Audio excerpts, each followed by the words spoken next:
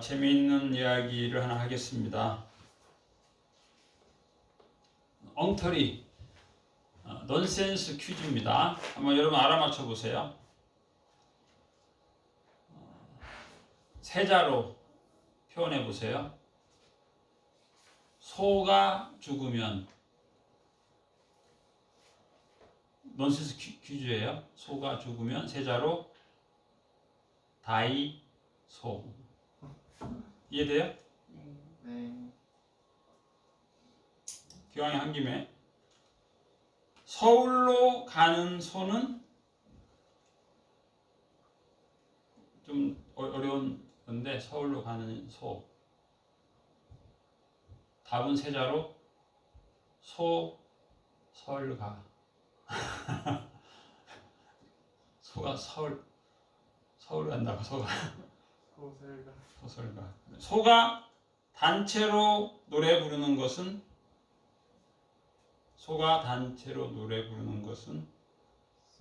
단체 소송. 단체 소송.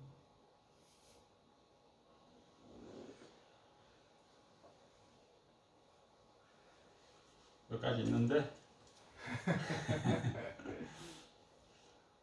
소 5마리 이름은 쇠파이프. 소를 쇠라고도 하잖아. 소를 쇠라고도 하죠. 쇠고기라고 하죠. 파이브, 쇠파이브, 쇠파이브. 요즘 뭐 재밌는 얘기가 별로 없죠. 해마다 연말연시에 교수들이 모임이 있는데, 그 사람들이 이제 사자성어로 그 한 해를 요약을 해서 표현을 합니다. 어떤 때는 보면은 우왕좌왕, 한 해를 표현하는 거예요. 한 해. 그 나라의 정치, 경제, 문화 이런 것들을 표현하는데, 2020년을 이제 한마디로 표현할 때, 어떤 사람은 내로남불 그런 표현도 했는데, 한마디로 내용이 뭐냐면, 정치가들이 이제 그런 생각 한다는 거죠. 물론 정치가들만 꼭 그런 건 아니에요. 우리도 마찬가지예요. 나는 옳고 너는 틀리다. 그런 사자성어를 표현했어요. 나는 옳고 너는 틀리다. 그래서 이제 정치와 권력을 쥐게 되면 대부분 더더욱 그런 생각을 갖게 되는데, 우리가 오늘 본 이 말씀을 보면, 사실 오늘 이 성경 본문은 이 신년 첫 주일에 보기에는 좀 적절하지 않은 본문이다, 이렇게 볼 수 있어요. 우리가 지난주에도 12월 27일 주일에 에스더서 3장을 봤는데, 역시 그렇게 그런 때 새해 첫날에 주로 보는 본문이 있어요. 저도 목사 안수를 받고 햇수를 세보니까 이제 햇수로 32년이 됐는데, 새해 첫날 보는 본문이 있어요. 주로 약 5년 혹은 10년 주기로 또 보게 되고 또 보게 되는 그런 말씀인데, 오늘 말씀은 저도 한 번도, 제가 전도사 생활을 5년을 하고 이렇게 목사가 되고 수십 년이 지났는데, 한 번도 이 새해 첫 주일에 선택해보지 않은 본문이에요. 에스더서 4장도 그렇고 출애굽기 9장도 마찬가지입니다. 그런데 이 말씀이 참 우리에게 꼭 필요한, 새해 첫 주일에 꼭 필요한 아주 귀한 말씀인 것을 알게 됩니다. 최근 들어서 이 코로나 신고제가 아주 심지어는 코로나 신고 많이 한 사람을 100명을 초청해가지고 상금을 줬다, 그런 얘기도 있고, 그래서 아마 내일 통계를 보면은 코로나 신고 건수가 한 2만 건 될 것 같아요. 그런데 대부분의 신고의 초점이 교회에 맞춰졌다고 합니다. 그래서 교회는 이 방송 송출을 위해서 20명 이내가 모여서 방송 송출을 하게 되어 있는데, 이제 그걸 잘 모르는 사람은 5명 이상이 모이면 안 되는데 모였냐 이렇게 신고를 해서 모르는 소리 하지 마라. 방송 송출 요원이 20명 이내다. 뭐 이런 참 우스운 얘기도 있고 그렇습니다. 오늘 그 에스더서는 이제 지난주에 우리가 3장 말씀을 간단하게 요약해 보면 이제 하만이라고 하는 사람이 대단한 권력과 엄청난 물질을 가지고 340만 톤의 은을 왕에게 드려서 페르시아 제국, 아프리카에서부터 인도까지 그 방대한 페르시아 제국에 흩어져 사는 이스라엘 백성, 유대인들을 다 죽이기로, 그래서 그 기간을, 물론 이제 어떻게 보면은 날짜를 정했잖아요. 1월 13일부터 몇 월에 할 거냐, 1월에 할 거냐, 2월에 할 거냐, 3월에 할 거냐, 4월에 할 거냐 이렇게 해서 제비를 뽑았는데 12월이 당첨이 된 거예요. 12월 13일이 페르시아 제국에 있는 유대인들을 다 죽이는 날로 결정을 한 거죠. 하만 입장에서는 빨리 하고 싶은데 또 이 하늘의 뜻을 찾아서 날짜를 월을 정한 건데 12월이 됐으니 참 어떤 면에서는 좀 너무 좀 긴 기간인 것 같고, 악한 하만이 볼 때는 한 달 이내에 다 죽여야 되는데 12개월이나 11달을 기다려야 된다라고 하는 그런 안타까운 일일 수도 있는데, 이스라엘 백성에게는 하나님이 주신 또 기간이죠. 그래서 그걸 제비를 뽑는 건 사람이지만 그걸 작정하시는 분은 하나님이시기 때문에 하나님께서 12월이 뽑히도록 역사하신 거죠. 그러나 오늘 이제 4장 말씀을 보게 되면 온 유대 백성들이 자기의 옷을 찢었다 이렇게 되어 있어요. 옷을 찢었다. 요즘에야 뭐 옷값이 싸니까 옷을 찢어도 괜찮지만 옛날에는 옷값이 굉장히 비쌌거든요. 옷을 찢는 것은 굉장히 경제적인 손실이에요. 그리고 굵은 베옷을 입었다. 이 말은 이제 거친 옷을 입는 거예요. 그래서 옷을 우리가 부드러운 옷을 좋아하잖아요. 근데 거친 베옷을 입으면 살이 긁혀서 때로는 우리가 어떨 때 보면 이제 그 새 내복을 샀는데 그 여기 붙어 있는 그 표시 태그가 이렇게 살을 아프게도 하고 그럴 불편함이 있는데, 이 거친 베옷을 입는 것은 더 자기 온몸을 아프게 하는 거예요. 그리고 재를 뒤집어 썼다. 요즘에는 뭐 전기가 발달돼서 여러분들이 재를 잘 보기 힘든데 나무를 태우고 난 재인데요. 이 재는 사실은 뭐 옛날에 양잿물이라는 말이 있죠. 죽을 때 양잿물을 마시고 죽는 경우가 많았어요, 옛날에. 아주 위험한 거죠. 요즘에는 세제로 하는데 이 세제가 이제 발암 물질이잖아요. 재를 뒤집어 썼다. 뭐 오히려 요즘 사람들은 자꾸 뭐 화장품 같은 걸 많이 바르는데 반대로 정반대로 시커먼 재를 뒤집어 썼다. 요약하면은 이건 이제 회개입니다. 회개이고, 또 오늘 보면 성중에 나가서 대성통곡했다 이렇게 돼 있어요. 일반적으로 이제 대성통곡할 때는 자기 집 골방에서 하는 건데 이 모르드게가 사람들 있는 성중에 가서 울었어요. 그런데 이제 2절에 보면은 이 거친 베옷을 입은 사람은 궁궐에 못 들어간다는 거예요. 고운 옷 입은 사람만 궁궐에 들어갈 수 있는 건데 문지기가 막아서는 거예요. 성에 룰이 있으니까 궁궐에 들어가려면 부드러운 옷을 입고 들어가야 된다. 너는 못 들어간다. 근데 이제 에스더서를 앞장에 2장을 보게 되면 이 궁궐 문을 지키는 이 모르드게가 왕을 암살하려고 하는 2명의 주요 인물이 모의하는 걸 엿듣고 그걸 일러 바쳤어요. 그래서 왕이 죽음을 모면해서 그 사람에게는 승진할 수 있는 상을 내렸거든요. 그러니까 모르드게가 그렇게 말단 직원은 아니라는 거예요. 일종의 반정인데 반정을 일으킬 중요한 암살자를 사전에 파악을 해서 왕에게 고소를 해서 그 암살자들을 처단하고 거기에 대한 반대급부로 승진을 했으니까 제법 지위가 있는 거죠. 승진한 사람이에요. 그리고 물론 우리가 에스더가 왕후가 된 것은 하나님의 전적인 역사로 된 것이지만 거기에 모르드게의 역할이 전혀 없다라고만은 볼 수가 없는 거죠. 그런 의미에서 모르드게가 궁궐의 문을 담당하는 중요한 사람일 수도 있다는 거죠. 그런데 이러한 모르드게의 행동은 인간적으로 보면 그렇게 지혜로운 처사가 아니에요. 영적으로 보면 믿음의 행동인데 인간적으로 보면 제법 승진한 사람이란 말이죠.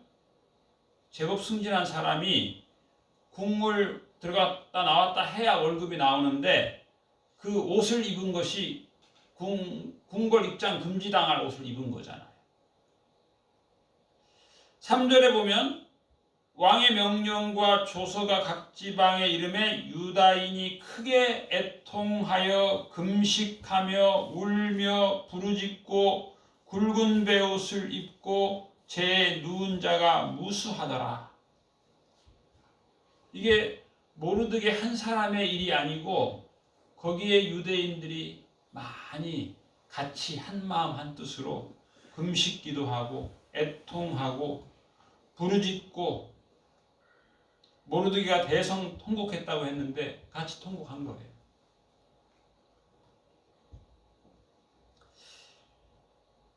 이제 우리가 현대를 사는데 이 페르시아 제국 옛날 얘기가 우리한테 무슨 의미가 있는가? 그리고 또 우리가 또 본 이집트 파라오 출애굽기 9장 말씀이 요즘 세상과 아주 긴 시간적 갭이 큰데 이게 무슨 의미가 있나 이런 생각을 우리가 할 수 있는데 아주 밀접합니다.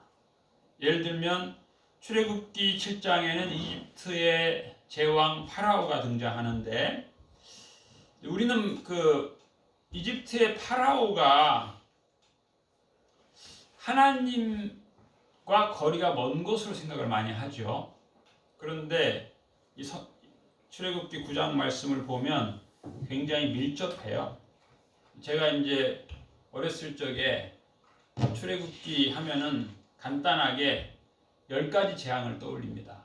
그리고 별로 그게 그렇게 중요한가? 라는 생각하는 거예요. 그냥 단순히 성경 퀴즈에 10가지 재앙을 말해라 혹은 10가지 재앙을 써라 하면 쓰려고 외운 거죠. 피게이파, 그 다음에 돌악우,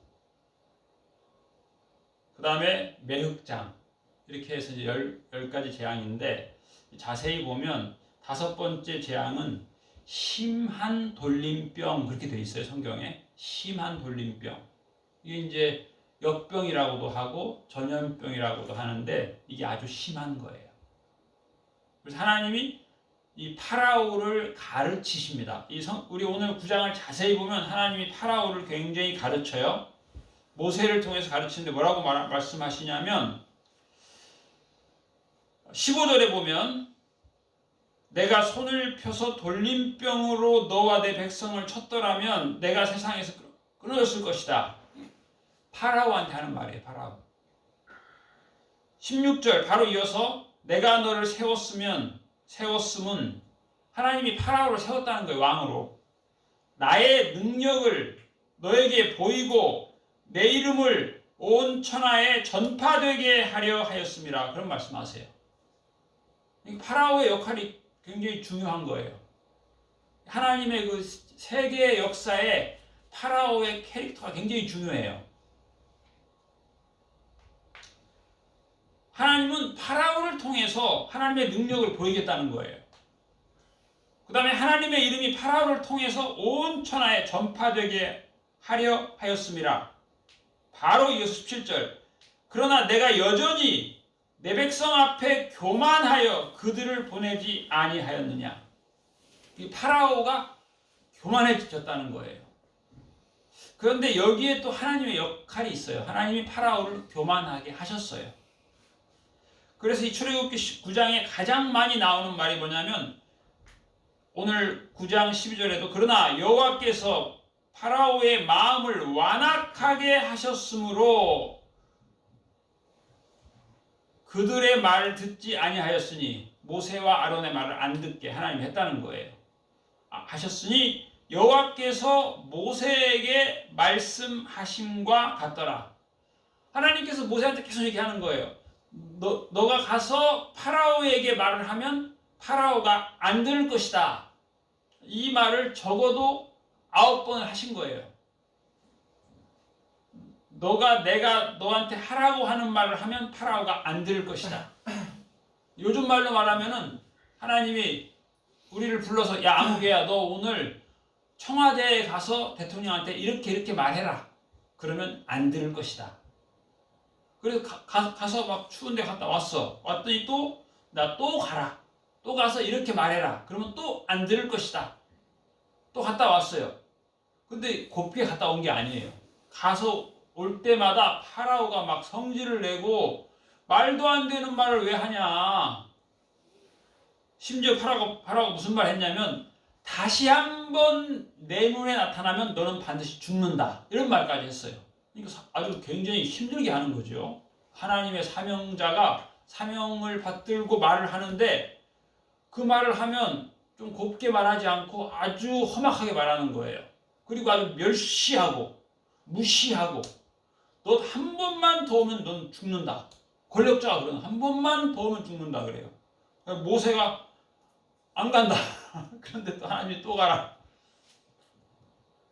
그런데 하나님께서 역사하는 건 뭐냐면 이 최고의 권력자인 파라오를 교만하게 하시는 거예요. 악하게 해요. 더 교만하게 하고 더 악하게 하고 그러면서 하나님의 능력을 자꾸 더 경험하게 하는 거예요. 파라오가. 이 이집트의 절대 권력자인 파라오가 하나님의 능력을 더 보게 하시는 거예요. 그리고 또 뭐라고 말씀하셨냐면 근데 이제 파라오의 신하들 중에 두 부부로 나눠지죠. 파라오의 신하 중에 여호와의 말씀을 두려워하는 사람이 있고 여호와의 말씀을 마음에 두지 않는 사람이 있어요. 아주 완악한 사람이 있어요. 그래가지고 이 교만한 자는 하나님의 심판을 당하는 거예요.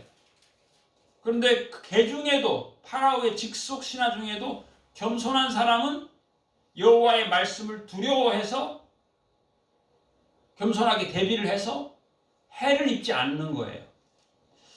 이 9장에도 그런 말씀이 있어요. 9장 오늘 우리가 본 9장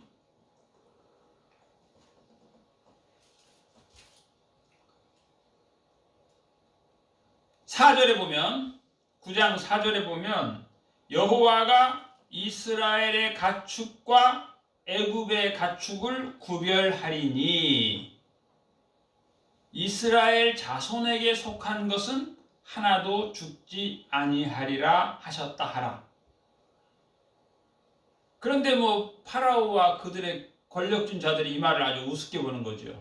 말도 안 되는 소리 한다. 그런데 그래도 파라오가 바로 그 7절에 보면 파라오가 사람을 보내어 본즉 이스라엘의 가축은 하나도 죽지 아니하였더라.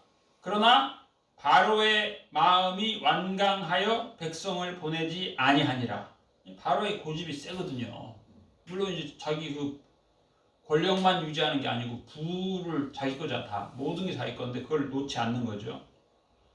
그래서 하나님께서는 계속 재앙을 내리는 거예요. 그런데 참 재밌는 장면이 뭐냐면 오늘 우리가 본 27절 다시 한번 봅시다. 우리 27절 보면은 출애굽기 9장 27절에 보면 파라오가 사람을 보내어 모세와 아론을 불러 그들에게 이르되 이번은 내가 범죄하였노라. 그렇게 교만하게 고집 부리고 자기 자존심 부리고 그러던 파라오가 아주 제법 은혜로운 말 하죠. 내가 범죄하였다. 여호와는 의로우시고 나와 나의 백성은 악하다. 하나님께 기도해달라. 그래서 이 재앙을 멈추게 해달라. 근데 아직도 아니에요, 사실은. 일단 재앙이 너무 무서우니까 이걸 멈추게 하려는 거지 그 속 마음이 완전히 겸손해지지 않았어요. 자, 29절에 보면 모세가 그에게 이르되 내가 성에서 나가서 곧 내 손을 여호와를 향하여 펴리니 그리하면 우레소리가 그치고 우박이 다시 있지 아니할지라. 세상이 여호와께 속한 줄을 왕이 알리이다. 파라오는 누구예요? 세상은 나의 것이에요. 세상은 나에게 속한 거예요. 그런데 모세는 계속 얘기하는 거예요. 세상이 파라오 왕의 것인 줄로 아시는데 아닙니다. 여호와께 속했습니다. 그 얘기를 모세가 하는 거예요. 그런데 그러면 지금 파라오가 약간 회개하는 것 같죠? 그렇지 않아요. 그 뒤로 쭉 나가보면 35절에 보면 그런 말씀 있죠. 파라오의 마음이 완악하여 이스라엘 자손을 내보내지 아니하였으니 여호와께서 모세에게 말씀하신 것 같더라. 아니에요.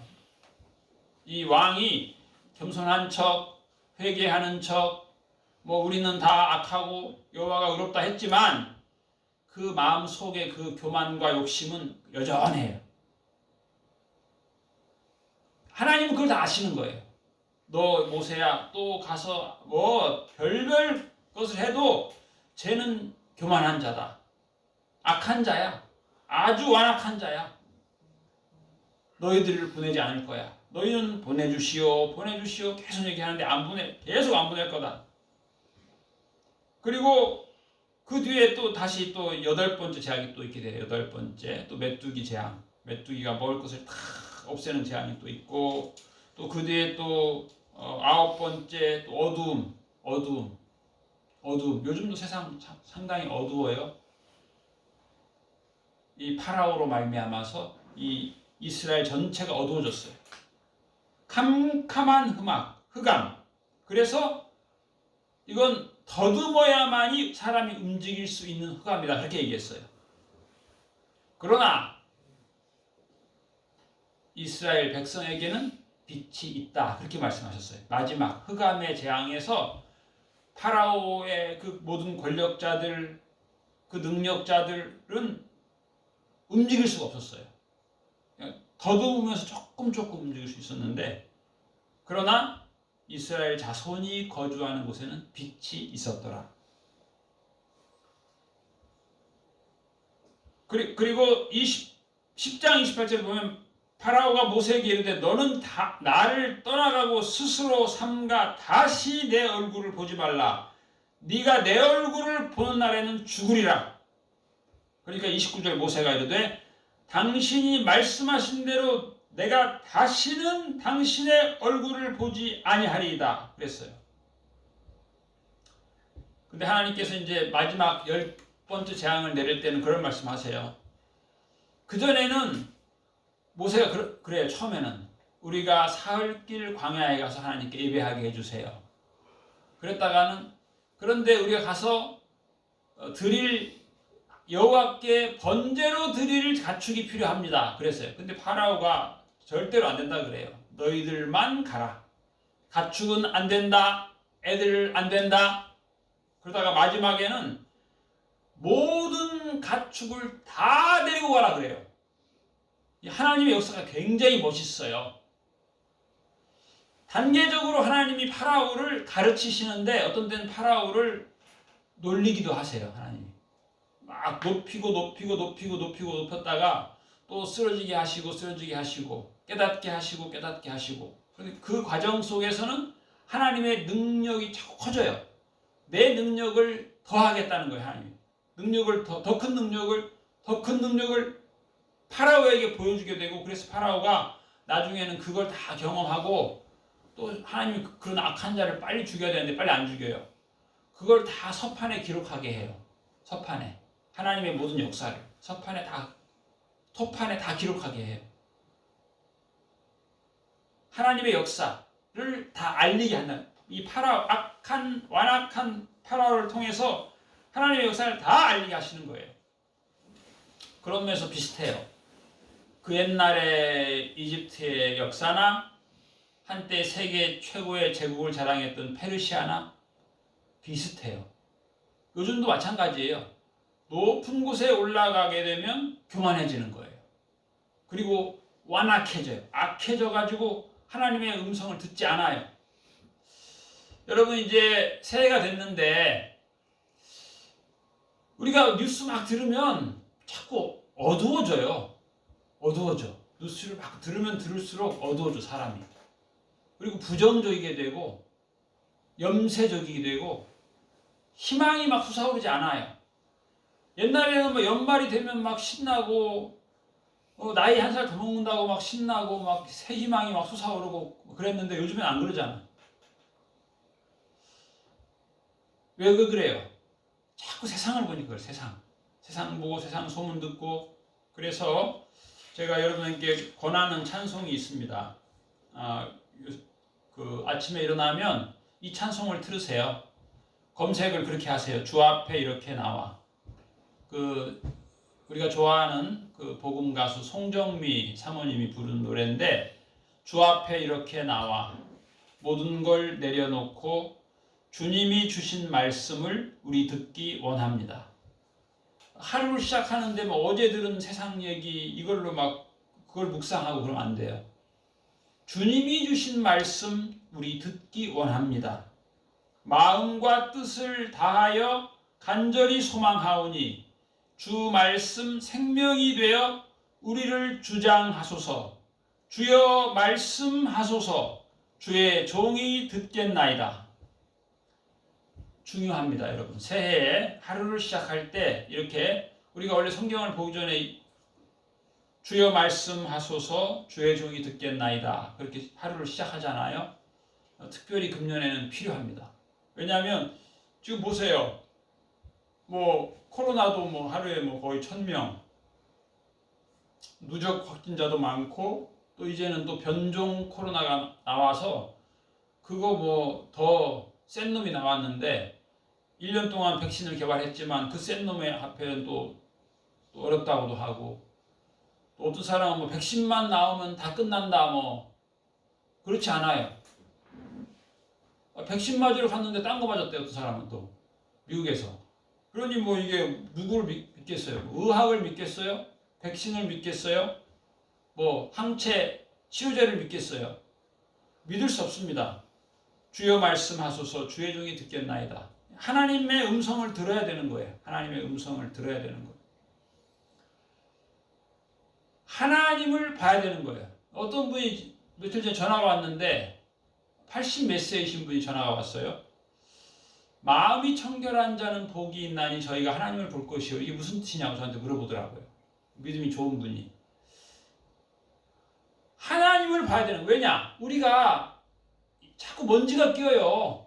우리의 믿음의 이 눈에도 먼지가 자꾸 끼는 거예요. 오염이 돼요. 요즘에 오염이 얼마나 많이 됩니까? 오염이 돼가지고 하나님을 청결하게 보지 못하는 거예요. 자꾸 세상 얘기만 듣고 사람들 얘기만 듣고, 사람 얘기 자꾸 들어봐야 뭐 근심되고 뭐 기분 상하고. 모르드게의 자세가 참 필요해요. 모르드게. 인생은 부드러운 옷 입고 부드러운 곳에서 자고 부드러운 음식 먹고, 그게 어떻게 보면 우리의 욕구예요. 모르드게는 지금 안 먹겠다는 거예요. 거친 옷을 입는 거예요. 부드러운 옷은 다 찢어버리고 속옷은 찢고 거친 옷을 입고, 그리고 대궐에서 희망하는 옷은 입어야 되잖아요. 그렇죠? 일반적으로 우리가 청와대에 들어가려면 청와대에서 어떻게 하고 오라고. 대통령하고는 가까이 붙지 말고 거리를 둬서 고개를 팍 숙이라 그러고. 그러면 이제 요직에 앉힌다 그러고, 대통령한테 머리를 더 확 숙이라 그러고. 그러는데 지금 모르드게는 정반대예요. 궁궐에 오랫동안 입고 좋은 옷 입고 드나들었는데 이제는 거친 베옷을 입은 거예요. 이제는 왕의 비율을 맞추며 살지 않겠다는 거죠. 이제는 하나님 역사하시옵소서. 제가 이제는 거친 옷을 입겠습니다. 심지어 욥 같은 경우도 마찬가지예요. 거친 옷을 입고 욥 같은 경우는 아예 머리를 빡빡 밀었어요.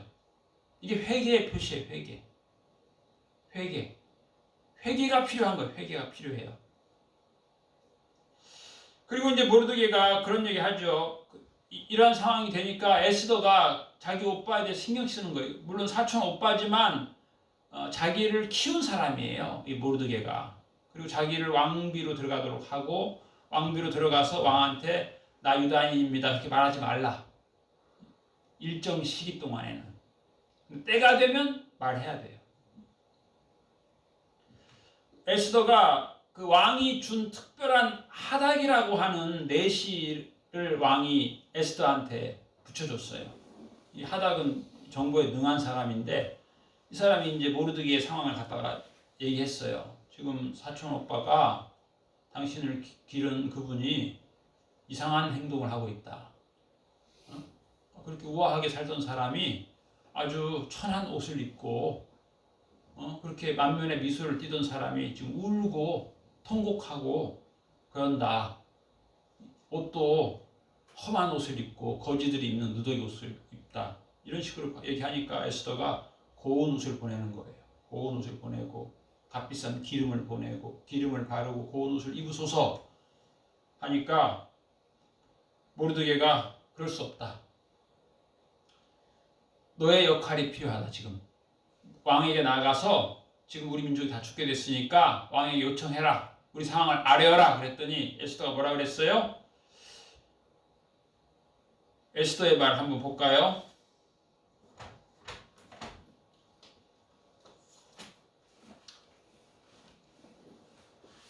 11절에 보면은 에스더가 그런 말을 하죠. 에스더가 하닥에게 이르되 너는 모르드게에게 전해라. 뭐라고 전하냐면 왕의 신하들과 왕의 각 지방 백성이 다 알거니와 남녀를 막론하고 부름을 받지 아니하고 안뜰에 들어가서 왕에게 나가면 오직 죽이는 법이요 왕이 그자에게 금규를 내밀어야 살 것이라. 이제 내가 부름을 입어 왕에게 나가지 못한 지 이미 30일이라 하라. 그 말은 에스더가 그럴 수 없습니다예요. 내가 지금 어떻게 이 부귀영화를 얻었는데 내가 왕궁엔 법도가 있는데 왕이 청하지 않는데 자기 스스로 나갔다가는 바로 칼등 무사가 휙 감싸가지고 목에 된다. 그때 왕이 규를 딱 내밀면 사는 거고 내밀지 않으면 난 죽는 거다. 못 나간다. 그 얘기 하는 거예요.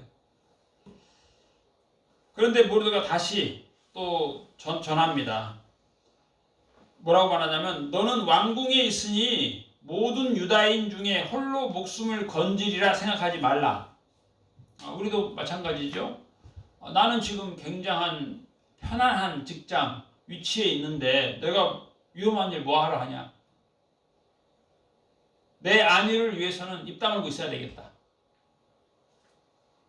14절 모르드게 그런 말 합니다. 이때 내가 만일 잠잠하여 말이 없으면 유다인은 다른 데로 말미암아 노임과 구원을 얻으려니와. 이게 뭐예요? 네가 하나님이 주신 사명을 외면하면 하나님이 다른 자를 세워서 역사한다. 그 얘기예요. 모르드게가. 그러나 너와 내 아비 집은 멸망하리라. 내가 왕후의 자리를 얻은 것이 이때를 위함이 아닌지 누가 알겠느냐.